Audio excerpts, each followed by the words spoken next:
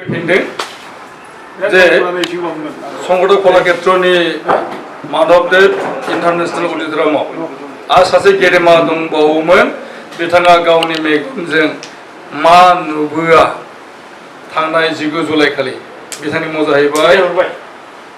जनकलाल बसुमतारी बड'लेण्ड जनजाति सुरक्षा मन्चनि आफादगिरि जों बिथांनि सेराव फैनि आरो बिथांखौ मिथिनानै जे 19 जुलाइ खालि इलेक्शन कमिशन अफ इन्डिया नि हियारिं लानो फैनाय बिथांमोननि सेराव सोरनि बिथिंनिफ्राय मा बानबुथि गोलैयामोन आरो बिथांनि मेगनजों मा नुवामोन बेखौ जों मिथिनानै सिगांनो जनकलाल बसुमतारी थांनाय 19 जुलाइ खालि गुवाहाटीनि संगत कलाक्षेत्रआव थानाय माधबदेव इन्टारनेशनेल अडिट'रियामाव नोंथाङा दंमोन आरो नोंथांनि मेगनजों मा मा नुबोनाय बेखौ नोंथाङा नोंथांनि रावजों बुं। थांनाय 19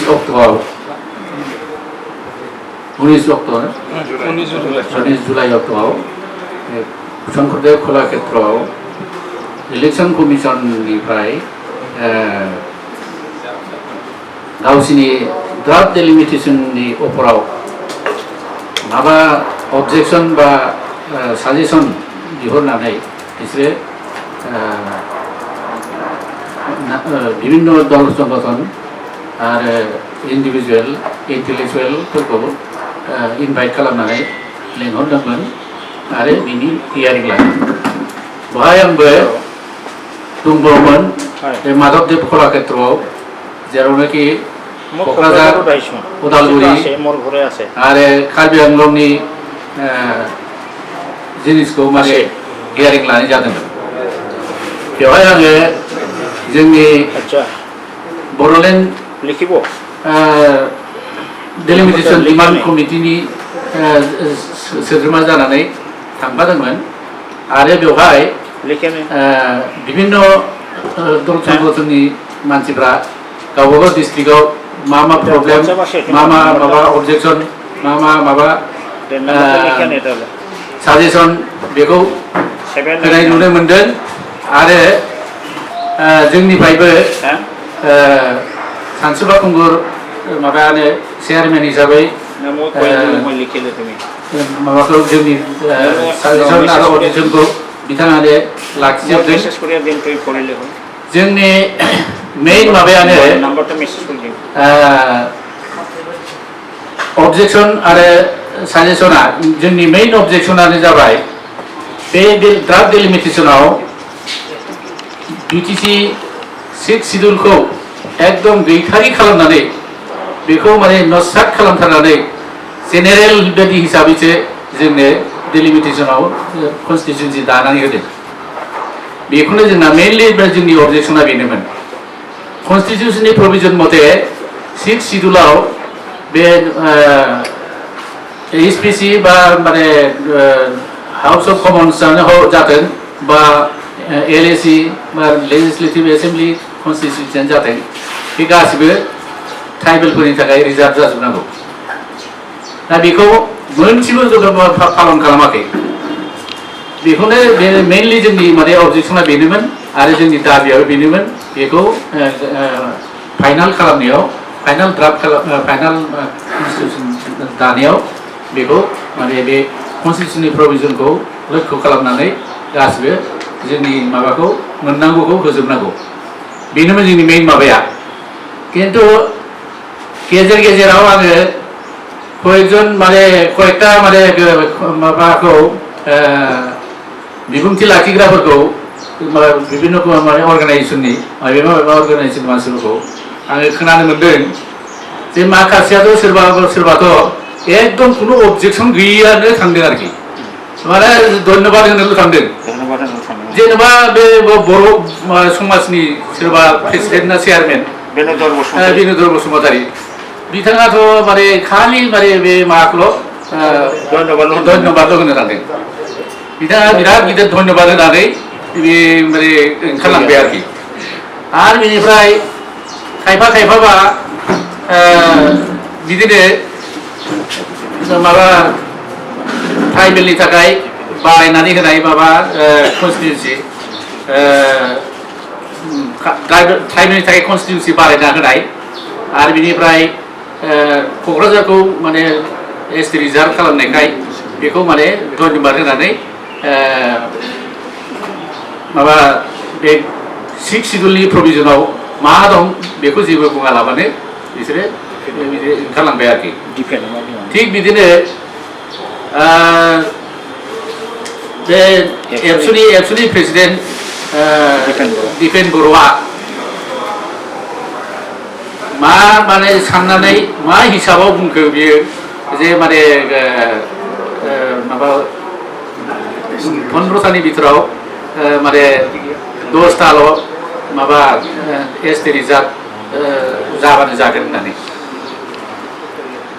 दा आं ओरैनो मिथिनो मोनो जे बिसोरा खुनु माने 6 शिड्युलनि सम्पर्के खुनु आइडियानो गैया दा खुनु आइडियानो गैया 6 शिड्युलनि सम्पर्के 6 शिड्युलखौ बिसोरो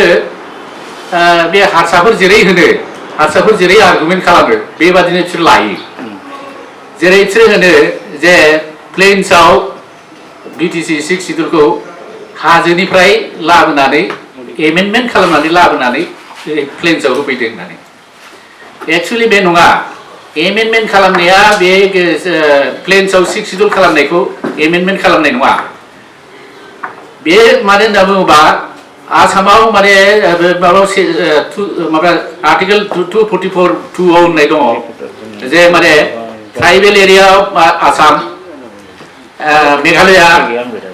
आरो ओमफ्राय मिज'राम त्रिपुरा बिदिसो होनाय दं ट्राइबेल एरिया बेवहाय हिल्स आरो प्लेन्सनि खोथा गैया दा आसामाव ट्राइबेल एरिया होनोबा बिटिसिआबो गोलैयो बिटिसिआ माने ट्राइबेल हिसाबै गोलैयो हिसाबै बिटिसिखौ माने 6 शिड्युल होनाय जादों आरोखि बेखौ माने अरिजिनेलाव बिसोरजों होफायाखै दासो होदों बिदि होननानै बेखौ एमेन्डमेन्ट खालामदों होनदों आरोखि खिन्थु बे नङा एमेन्डमेन्ट खालामनाया बे नङा एमेन्डमेन्ट खालामनाया बे माने बिटिसिनो बे अरिजिनेल माबानिफ्राय माने 6 शिड्युलनिफ्राय बांसिन पावार होदों बे बांसिन पावार होनायखौसो एमेन्ड खालामदों एमेन्डमेन्ट होनबा बेखौसो बुजायो मर अट'नमि जेनेबा अरिजिनेल माबायाव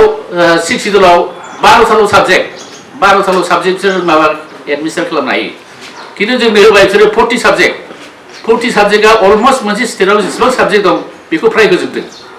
बेखौ होजोब्बाय दा बे बांसिन पावार होनायखौसो एमेन्ड खालामदों बेखौनो बुजिया बिसोरो आरो बेनिफ्राय माने 6 शिड्युलाव जे माने सब अधिकार जाया 6 शिड्युलाव जों ट्राइबेलफोरखौ माबानिफ्राय दस्रानि माबानिफ्राय नन ट्राइबेलफोरनि सोबख'नाय बा बिसोरनि माबानिफ्राय रैखा खालामनोसो जोंनो रिजार्भेसन होनाय जादों जोंनो बिनि थाखायसो रिजार्भेसन होनाय जादों ओंखायनो बिसोरजों जोंनो रिजार्भेसन होनायखौ जोंनो पावार होनायखौ बिसोरजों बाहागो लानायनि खोथा गैया खिन्थु बिसोरो पलिटिकेल खारनाव जिहेतु बिसोरनिफ्रायबो भट मोननांगौ ओंखायनो बिसोरनोबो बे सम अधिकार होनांगौ होनो बिसोर सम अधिकारखौ बिसोरसो बिदों बिसोर बिनायखौ माने नों माने सम अधिकार होनांगौ जागोन सम अधिकारा 6 शिड्युल सम अधिकार जाया 6 शिड्युलाव जोंहा अधिकारा खम खामोन आगेयाव बे खम खाखायनो जोंनो आरो माने अधिकार होबावनानै जाहाथे दस्राजों समान जायो बिनि थाखाय जोंनो एडिशनेल माबा होनायसो 6 शिड्युला एडिशनेल जोंनो राइट होनाय पावार होनाय जाहाथे बिसोरजों समान जानो हायो बिनि थाखायसो बे नङा जे बाहाय 6 शिड्युल जादों होननानै आरो दस्रा नन ट्राइबेलफ्राबो दंखायो हिसाबै बिसोरजों जे माने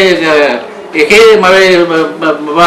जों जेसेबां राइट मोनो जों जेसेबां सुबिदा मोनो बेखौ जे बिसोरजों माने शेयार खालामजोबनांगौ बे नङा बे माबायावनो ग्राउन्डआवनो बिसोरो भट मोननायनि खारनाव बेहायनो बिसोरो सम अधिकार होनो आरोखि सम अधिकारनि बे धारना थानायनि थाखायनो बिसोरो बे माबाखौ बिसोरनोबो माने एसटि रिजार्भखौ बिसोरनोबो होनांगौ होननानै बेखौ बिसोरो सानदों जानो हागौ आरोखि ओंखायनो बिसोरो 15तानि बिथोराव 10ताल' होनो माने होनायखौ बिसोरो बिदों जाहैबाय आरोखि दा बे माने जोंनि बिथोरावनो माबाया बिदि गावनि मोनथायखौनो मोजाङै मिन्थिजोबैया बेफोरो दुखुनि बाथ्रा जाहाथे बेफोरबायदि माबाया साननाया बिसोरो माने बेखौ बार होयो आरो जों जेखौ माबा खालामदों जोंनि माने मोनथायखौ माने मोननांगौखौ जोङो जेखौ दाबि खालामदों बेखौ मोजाङै बुजिनायासो आङो बेखौनो आसा खालामो आरोखि बे समाव दङ बड'लेण्ड जनजाति सुरक्षा मन्चनि मावफुं आफादगिरि जर'ख नाथाय बिथांनि फारसे जों थांनि आरो बिथाङा मा नुहैया गुवाहाटीयावहाय गावनि नोजोरजों गावनि मेगनजों मा नुबोखो खोमाजों मा खोनाबोखो जर'ख नाथाय दाखालि जेब्ला 19 तारिख जुलाइआव शंकरदेव कलाक्षेत्रआव डेलिमिटेसननि हियारिं लानानै बाहागो लानो जोंबो थाङो बड'लेण्ड जनजाति सुरक्षा मन्चनिफ्राय आं खोब देहा उइक जानानै थांदों मोजां नङामोन देहा थेवबो जाहाथे बे बिराद गिदिर गोनांथार थासारियाव जोङो बयबो थांनाया मोजां होननानै जों बाहागो लाहैदों दा जोङो बे शंकरदेव कलाक्षेत्र इन्टारनेशनेल अडिट'रियामाव जोङो हाबदों जोंजों लोगोसे दंमोन बनसु ओमफ्राय रायथार बिथारिमोन ओमफ्राय भलन्टियार फर्स दंमोन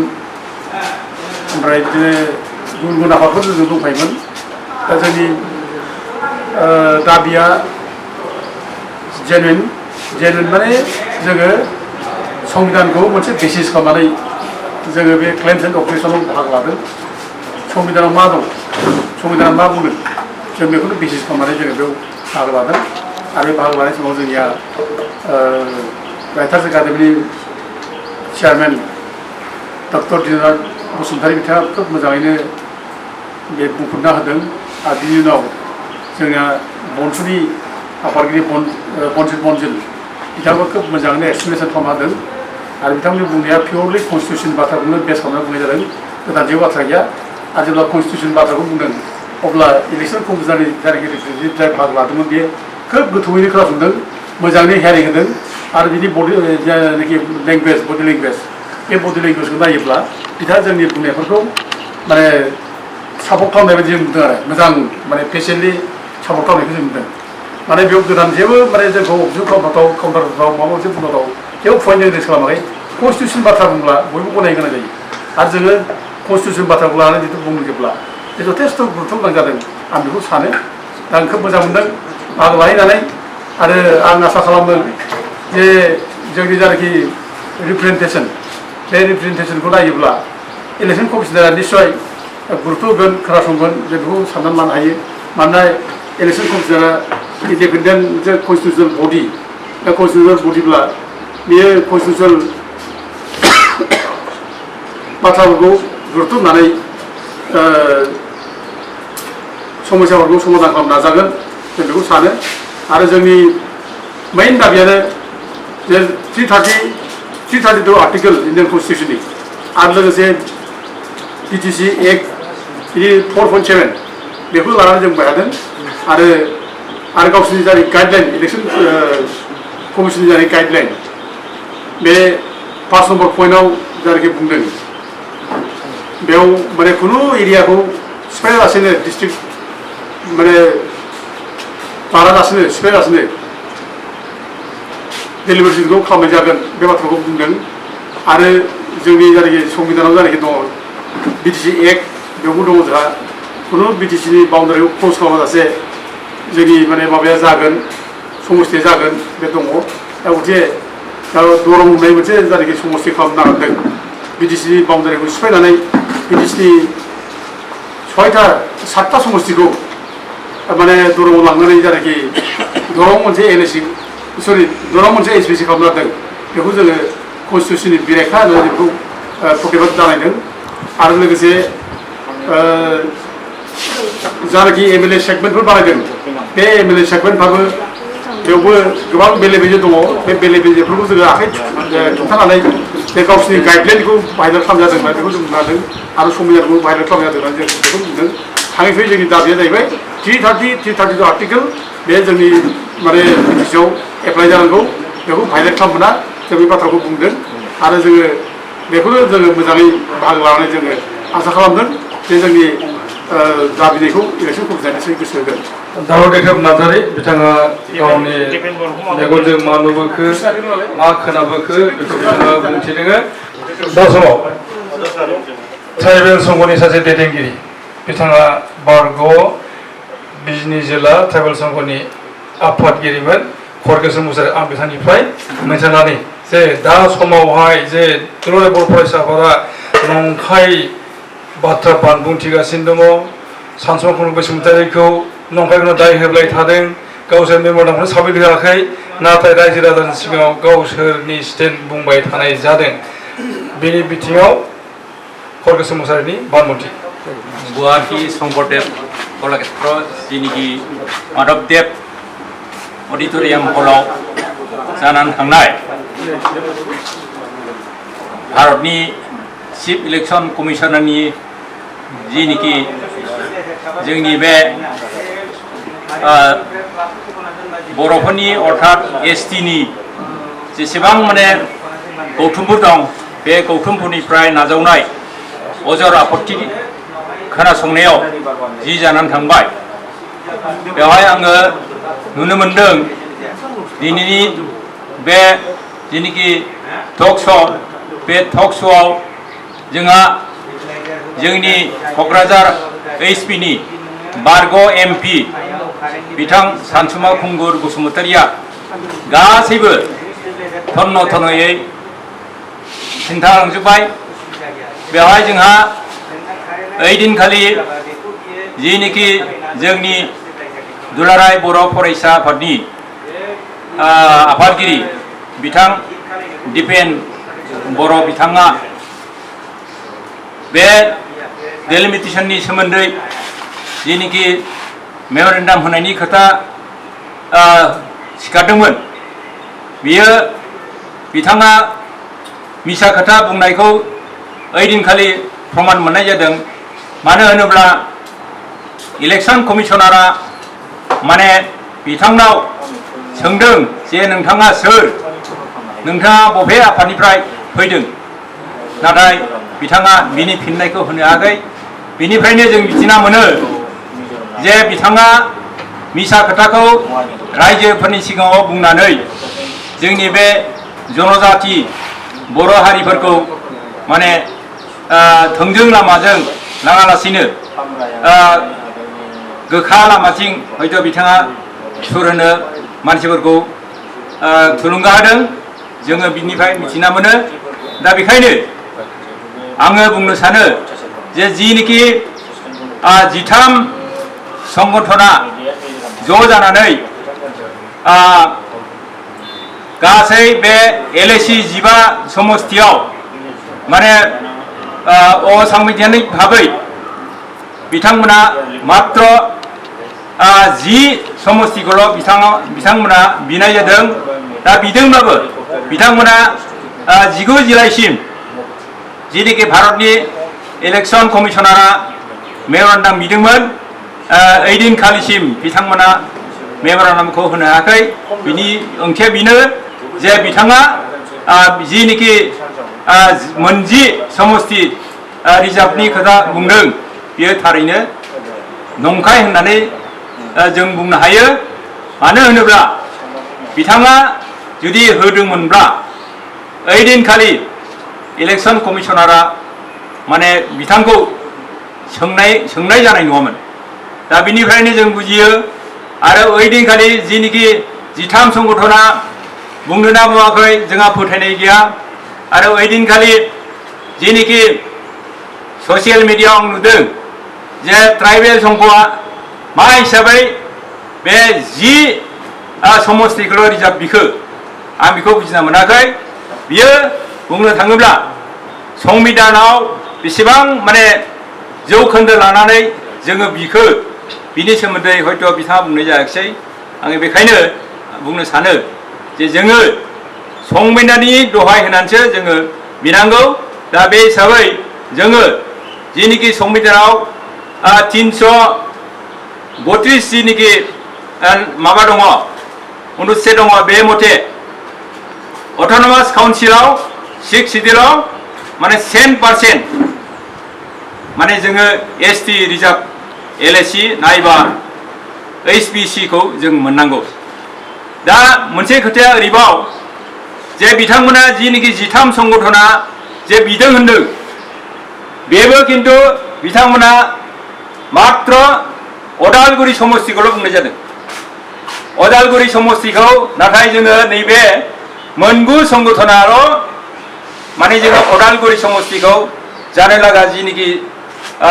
HB समष्टि बेखौ ST हिसाबै रिजार्भ जानांगौ होननानै जोंनि नैबे मोनगु संगठना बिनाय जादों बेयो आंनि नोजोराव जोंनि नैबे मोनगु संगठना जेरै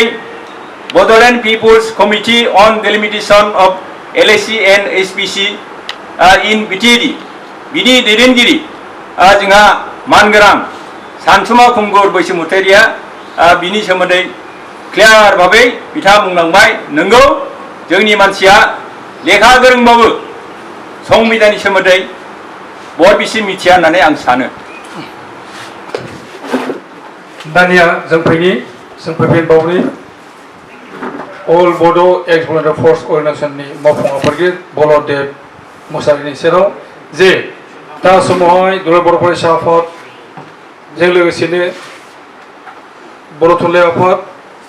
आबोब आरो गुबुन गुबुन गौथुमफोरनि स्थितिया जोंखौहाय बबे लामाजों लानो हागौ UPPLआ मेम'रेन्डाम होआखै अबयस्से बिथांमोनहा थांनाय 20 जुन खालि जेब्लानाखि इलेक्सन कमिसन अफ इन्डियाया बियाब दाफामनायनि ड्राफ्ट डिलिमिटेसनखौ फोसावो अब्ला बिराद गोजोनथारनाय फोसावदोंमोन बमा गावफुंदोंमोन BTCनि सेक्रेटारिनि मोखाङाव आरो बिराद खाना जादोंमोन बिराद गोजोननाय फोरमायदोंमोन बिथांमोना उननि समाव जेब्लानाखि बड'लेण्डआव जोंखांबाय सोमावसारनाय जाबाय डिलिमिटेसना मोजां जायाखै होननानै बिथांमोना गावसिनि गारांखौ एसे सोलायनानै उदालगुरि बियाबफोर नांगौ होननानै दाख्लै 19/20/21 सानथामनि हाबाफारि लानानै फैनाय ECIनि डिलेगेसननि सेराव बुंहैबाय जे जोंनो उदालगुरिखौ नांगौ नाथाय बिथांमोनाबो मेम'रेन्डाम साबमिट खालामाखै जि मेम'रेन्डामखौ बिथांमोना इलेक्सन कमिसन अफ इन्डियानो होनांगौमोन 11 जुलाइ खालि बे बिथिङाव बलदेब मुसाहारिनि बानबुंथि थांनाय 19 जुलाइ खालि गुवाहाटी कलाक्षेत्र आरो माधबदेव कलाक्षेत्र हलाव जे चिफ इलेक्शन कमिसननि खाथियाव डिलिमिटेसनखौ लानानै जे अबजेक्शन साजेसन होलायनायनि मेल खुंफैदोंमोन दा बेहाय जोंनि आबसुनि मानगोनां आफादगिरि दिपेन बर' बिथाङा जे मेम'रेन्डाम होआलाबायनो चिफ इलेक्शन कमिसनारनि खाथियाव गावनि डिमान्डफोरखौ जे थिखांफैदों लोगोसे 9 जुलाइ खालि बरमायाव लिंनाय 13टा बर'नि दल संगठनफोरनि नेता दैदेनगिरि बिथांमोनहाबो मेम'रेन्डाम होआलाबायनो जोंनि 15टा सेगमेन्टखौ वेलकाम खालामफैनायसो नुनो मोन्दों होननानै दिनै जोङो मिडियानि गेजेरजोंबो मिथिबाय आरो स्वयं खोमाजों खोनाबोनाय मेगनजों नुबोनाय गासिबो जोंनि दैदेनगिरि आरो बर' माहारियानो दुलाराय बर' माहारियानो दिनै नुजोब्बाय आरो नंखाय जे बिसोरो बर' माहारिफोरखौ बिब्रान्थि खालामदों बे जिनिसा एकदम प्रमाणित जाबाय दा बेहाय जोङो बेखौल' खावलायनो लुबैगोन बे बिथांमोनहा जे 9 जुलाइ खालि जे बरमायाव लिंदोंमोन गासिबो बर'नि दल संगठनखौ लानानै जोङो सावरायखाबाय होननानै बेहाय बिथांमोनहा बिथांखि लादोंमोन नामा जे जोङो 15टा सेगमेन्टनि गेजेराव 10टाल' बिनांगौ आरो उदालगुरिया ST मोन लागि जेनेरेल मोन बुंनांगौ बुंगोन होननानै गोदाव सोराव बिदि डिसिसन लालाबायनानै बुंनाय बायदि जों खोथाखौ बिदि माने हमनो मोनो नाथाय जों जोंनिफ्राय माने गोख्रोङै जों खावलायो जे 9 जुलाइ खालि जे मिटिंखौ लिंदोंमोन बे मिटिंखौ लिंनायाव गोबां बर'नि दल संगठनानो लाइजामखौ मोनाखै जेरै बिथांमोनहा गावसोरखौल' साननो नाङा जे बर' जाथिनि बा मास्टार रेसखौ दानो थाखाय नेशन बिल्डिंनि सिन्ताधाराया बिथांमोनाल' दं बे नङा बर'नि गोबां माने जिउ गारबोनाय आरो गोख्रों बर' आन्दलन खालामबोनाय दल संगठन दंबावोमोन बेहाय एक्स भलन्टियार फर्सनि दङ दल संगठन एक्स BLT दं एक्स NDBफोर दं बिथांमोनाथ' स्ट्रं मोनथामानो बिराद स्ट्रंलि बर' जातिखौ दानो थाखाय जिउ गारबोनाय आरो बिसिनि माने मावबोनायावनो दिनैनि 6 शिड्युलनि जोंनि दिनै BTC दिनै बे बिथांमोननि दल मोनथामखौ लिंहरा लाबायनो गासिबो बर' जाथिखौ लिंहरनानै डिसिसन लादों होननाय खोथाखौ जों माने गोजोननाय मोनाखै बे नंखाय एक्चुअलि बे माने बे लाइजामा इनभाइटेसना जोंनि माने संगठनाव सफैयाखै आरो जों नुनोबो मोनाखै आरो बिनि खुगायावबो जों खोनायाखै बे मोनथाम संगठननि नाम लानायखौ दा गतिके बिथाङा नानानथा दल संगठन बानायब्रबलाबायनानै डिक्लेयार होनानै गासिबो बर' जातिनि संगठन होननानै बुंबानो जानाय नङा बे मोनथाम संगठनखौबो दिनैनिफ्राय गोसोआव ला एसे सिरियास लानांगौ दिनै जोंबो एक भलन्टियार फर्स हिसाबै बिथांखौ जों स्ट्रंलि बुंबाय जे नोंथाङा बे 9 तारिख जुलाइनि जे मिटिंखौ लिंदों बे मिटिंआ एक्चुअली माने फुलफिल जायाखै साफ्रोमबो बर'नि दल संगठना सफैजोबाखै गतिके बे जिनिसा गले गले जानो नाङा जाथि दानायाव बयहाबो दायित्व दं दिनै बे क्राइसिस टाइमाव नोंथाङा माने गासिबो दल संगठनखौ लिङा लाबायनाय गासिबो बर'आनो ज' जाजोब्बाय होननानै बेबायदि डिक्लेयार होलाबायनाया जुक्ति जाया आरो दिनै जोङो स्ट्रंलि बेखौ बुंगोन सानसुमा खुंगुर बैसोमुथियारिखौ जोङो सेनियर हिसाबै जों बिराद रेसपेक्ट होयो दिनै बिथाङा 70 बोसोर जालांबाय थेवब्लाबो लुकुर लुकुर देहा हायाबाबो बर' जातिनि थाखाय दिनै बेहाय खारलाङो बैथिं खारलाङो ओरै बुङो हय बुङो बेबायदि बैसोसिम नोंथांमोनहा जातिखौ दैदेननो हागोन ना हाया बेखौबो आन्दाज खालाम सेनियरफोरखौ रेसपेक्ट होनानै रायलायनो सोलों बे जिनिसखौ उपेन्द्रनाथ ब्रह्मआ इसिबां मोजां आदर्श गालांदों नोंथांमोनहा उपेन्द्रनाथ ब्रह्म दानानै होलांनाय आबसुखौनो दैदेनगासिनो दं गतिके बे आबसुनि आदर्शआ बेबायदि जानो नाङा नोंथांनिसिम खावलायनाय परबर्ती जेन उननि टाइमफ्राव नोंथाङा बेबायदि सेनियरफोरखौ रेसपेक्ट होलाबायनो गोदाव सोराव भाषा रायलायलाबायनायखौ जेन माबा खालामो बन्द खालामो जों बेखौ जों खावलायबाय जों जोबनाय फारसे फैगासिनो दङ दा समाव सासे एक्टर बर' सावथुन मुलुगनि सासे एक्टर खांसिला सिनेन बसुमतारी जों बिथांनि सेराव फैनि बिथाङा अल बर' सिनेमा फरामनि नेहाथारि जों बिथांनि सेराव फैनि बिथाङा गावनि मोन्दांथिखौ बुंगोन अखानायबानो डिलिमिटेसन बे बाथ्राया माब्ला जोबगोन ना जोबथ'नाय नङा बे मोनसे साननो गोनां जायो बेनिखायनो आङो मैया मोनसे बाइक होदोंमोन बे बाइक होनायाव नुनो मोनबाय माखासे प्रतिक्रिया खालामदों माखासे खोनानाय खोथा आरो नंखाय खोथाखौ बांसावदों होननानै अनेकआ कमेन्ट होदों दा आं बिथांमोननिसिम मोनसे खावलायगोन आङो बुंखादों जेब्ला बाइक होदों अब्ला जे नोंथांमोना आरटिआइ होनानै बै समनि नुथाय आरो बे घटनाया नंगौना नङा जाथाया बे माधबदेब अडिट'रियामाव जे दुलाराय बर' फरायसा आफादनि जे आफादगिरि दिपेन बर'नि जि जाथाय जानाय एबा सोंजानाय बे बाथ्राखौ नंखाय नङोब्ला आरटिआइ होनानै नायनो हागोन होननानै आं बुंखादों दा दिनैहाय जि बे माधबदेब इन्टारनेशनेल अडिट'रियामाव जाय बिथांमोना गाव गावनि क्लेम एन्ड अबजेक्शनखौ बाहागो लानो थांनाय बिथांमोना दैदेनगिरिफ्रा स्वयं दिनै बे अडिट'रियामाव थानाय बिथांमोना दिनै जिहेतु रायजोनि सिगाङाव खुलायै बुंबाय बेखौनो नोंथांमोना आरो फोथायनो हायाब्ला नोंथांमोननो जोङो रोखा रोखा जोङो बे 103 पेज जोङो बे लिस्टखौ देखायगोन आरो बे लिस्टआव खुनु एबसुनि खुनु लिस्ट गैया आरो खुनु मेम'रेन्डाम होनायनि फोरमान गैया 19 तारिखनि बाथ्राखौ रोखायै बुंनाय जादों जिहेतु 19, 20, 21 डिलिमिटेसन जानानै थांबाय डिलिमिटेसननि हियारिं जाबाय बे समनि जाथायखौसो बुंनाय जादों मानो होननानै बुङोब्ला दुलाराय बर' फरायसा आफादनि जि अडिट'रियाम मोखाङाव जि बाइक होदोंमोन माने बेरेमा थफबनाय बायदि सांबादिकफोरनि सिगाङाव जि बुंदोंमोन दुलाराय जाथिनि खोथाखौनो बिथांमोना हाबा मावनायनि खोथा बुंनानै फोरमायदों आरो बिथांमोना मेम'रेन्डाम होनाय एबा मोजाङै इलेक्सन कमिसनाव बुंदों होननानै फोसावदों नाथाय सिङाव जानाय आरो बाहेरायाव बुंनाय बेसेबां फाराग दङ रायजोफ्रा रुजुना नायदो आं दिनै बेखिनिखौल' रायजोफोरनिसिम खावलायनानै आंनि सुंद' बुंनायखौ बावनो फोजोबनो सानबाय बेखायनो बयबो रायजो राजाफ्रा ज' जानानै डिलिमिटेसनखौ जों गाबथानांगोन आरो जों बेखौ जाफुंहोथारनांगोन गोजोन्थों जोबनाय फारसे फैगोन जोबनायाव आङो थैनि बनसु एबा बड' नेशनेल स्टुडेन्टस इउनियननि आफादगिरि बनजित मन्जिल बसुमतारीनि सेराव बिनि आगोनो फोरमायनो नागिरदों जे थांनाय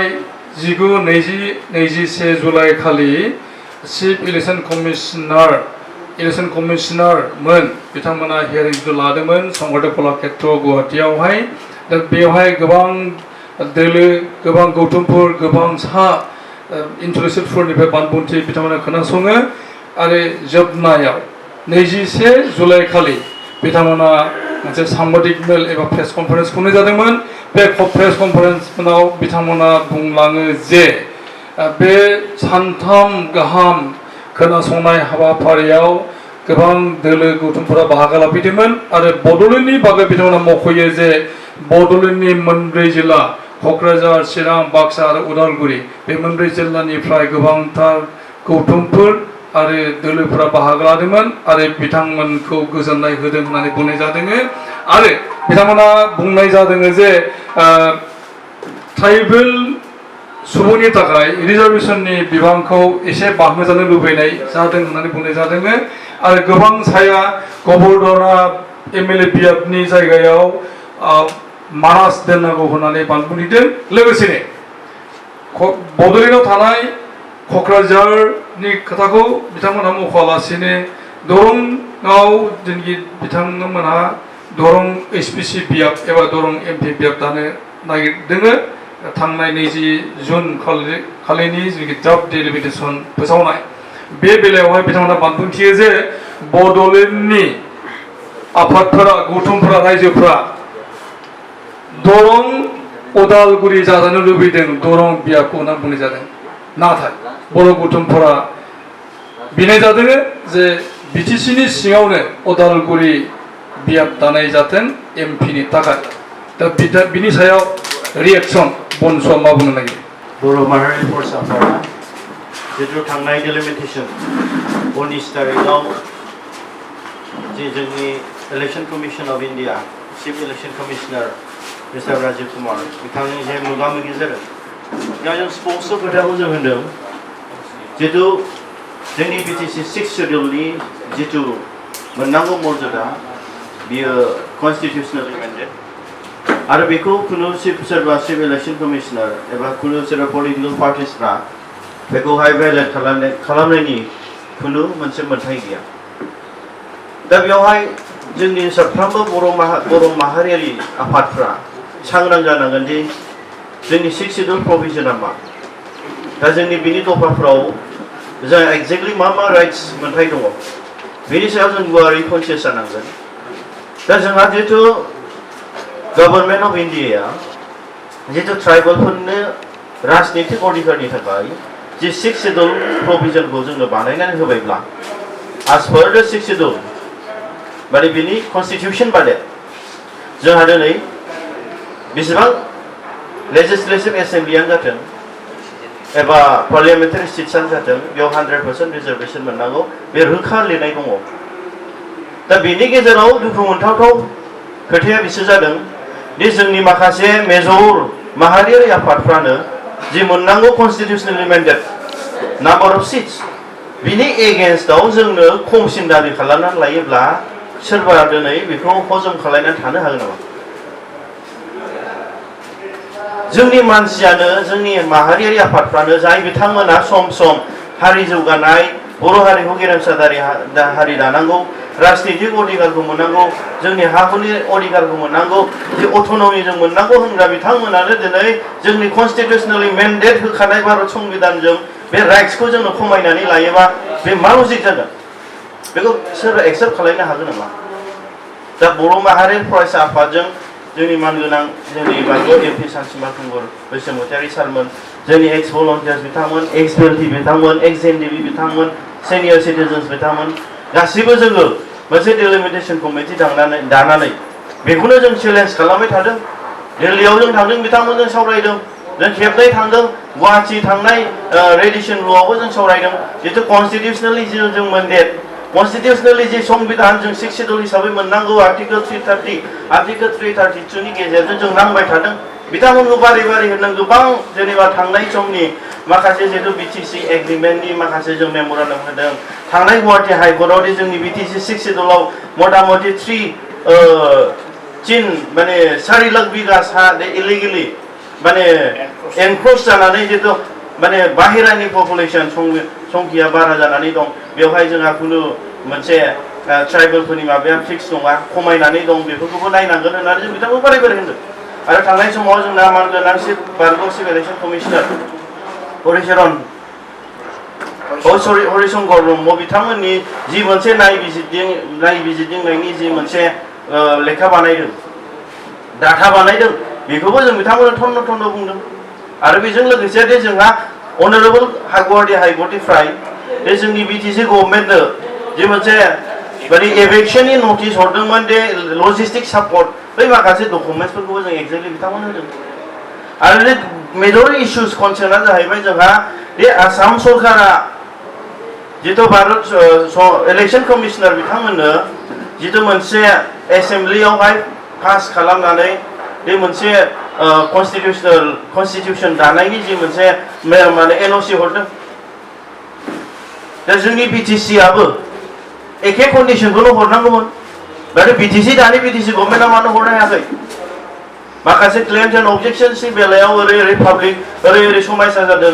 बिनि सायाव बिथांमोना हरनो हायोमोन बिथांमोना जितु जाथिनि थाखाय गमामायैनो सिन्था खालामदोंब्ला ट्राइबेलफोरनि पलिटिकेल राइट्स अधिकारनि थाखाय सिन्था खालामदोंब्ला बिथांमोना हरनांगौमोन दा बिथांमोना जेबो एसेम्ब्लियाव डिसिसन लायाखै बे थांनाय समाव जों नुनो मोनदों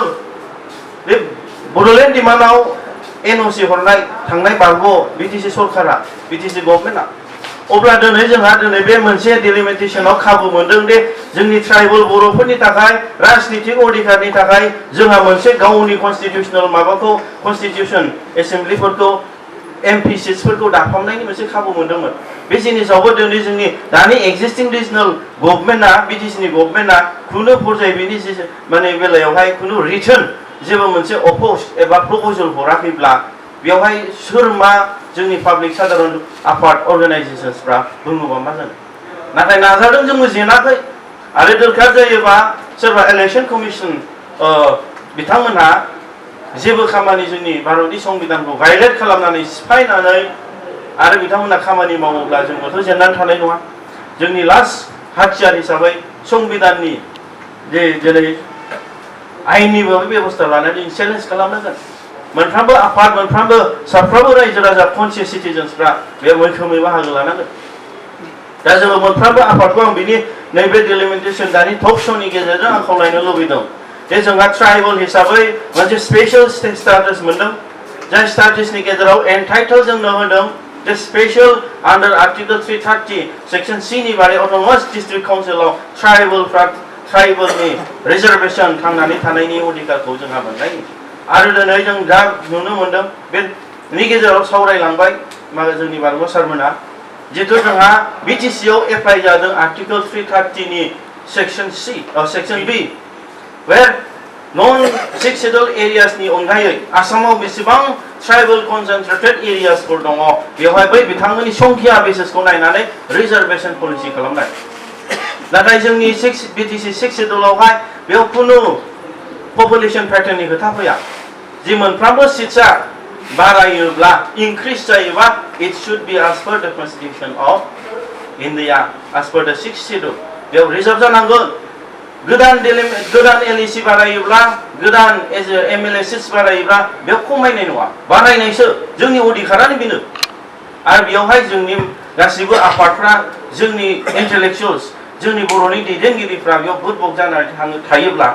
फैबाय थानाय जेनेरेशन्सनि पलिटिकल अधिकारखौ जों माबोरै होलांनो हानो बोरै लाखिनो हानो जों लाजिनांगोनथ' जोंनि बर' हारिया दिनैसिमबो थगायजाबाय आरो थगायजायोब्ला आरो गावनि राइट्स राजनितिक गावनि माने संबिधानिक जि मोनसे मोन्थाइखौनो जोङो दिनै सेक्रिफाइस खालामनानै लायोब्ला गुबुननो जों शेर हगारनानै लायोबा आरो बेनिख्रुइ देरसिन दुखुनांथाव आरो लाजिसिं खुनु जों खामानि मावनानै लानाय जानाय नङा गोजोन्थों